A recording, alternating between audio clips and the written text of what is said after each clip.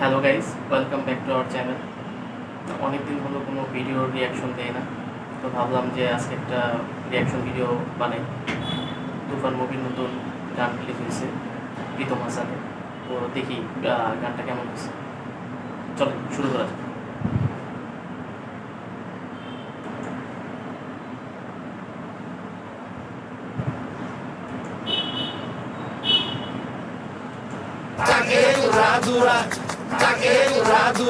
তুমি কোন শহরের মাইয়া গো লাগে দুরা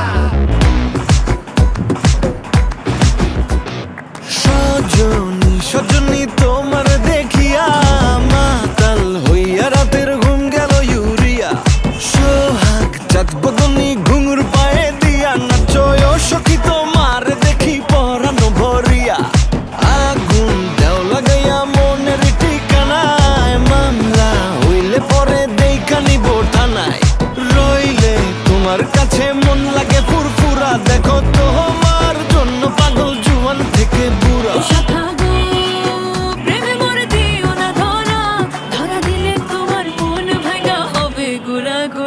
তুমি কোন শহরের মাইয়া গো লাগে উড়া ধুরা তুমি কোন শহরের মাইয়া গো লাগে উড়া ধুরা তোমার যে দেখলে পরে পুরা মাথা ঘুরায় গো লাগে উড়া ধুরা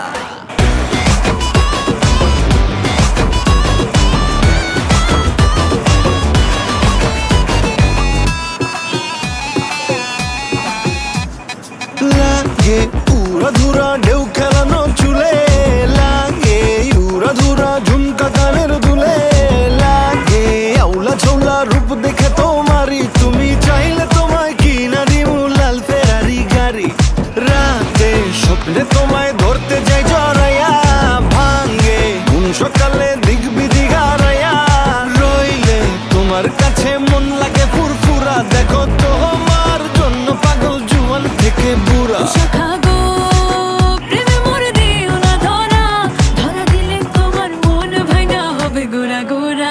তুমি কোন শহরের মাইয়া গো লাগে উড়া ধুরা তুমি কোন শহরের মাইয়া গো লাগে উড়া ধুরা তোমার যে দেখলে পরে পুরা মাথা ঘুরায় গো লাগে উড়া ধুরা তুমি কোন শহরের মাইয়া গো লাগে উড়া ধুরা তুমি কোন শহরের মাইয়া গো লাগে উড়া ধুরা তুমি কোন শহরের মাইয়া গো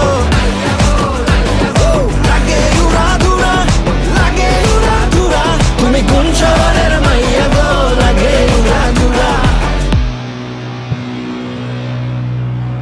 ওকে আরে রাইট,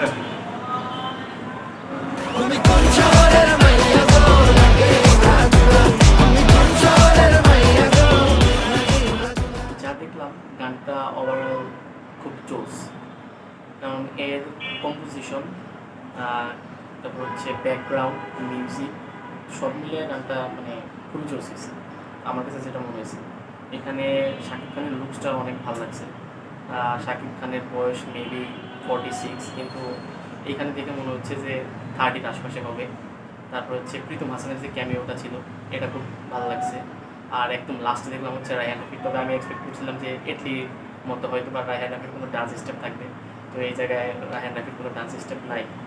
তারপরেও মানে ভালো, একটু অন্যরকম ট্রাই করছে, যেটা ভালো লাগছে। তো এইভাবে যদি কোনো প্রচেষ্টা থাকে বা এইভাবে যদি আসলে সবাই কোনো একটা ভালো কাজের প্রচেষ্টা করে, তো আমার মনে হয় যে ইন্ডাস্ট্রি একদিন চেঞ্জ হয়ে যাবে।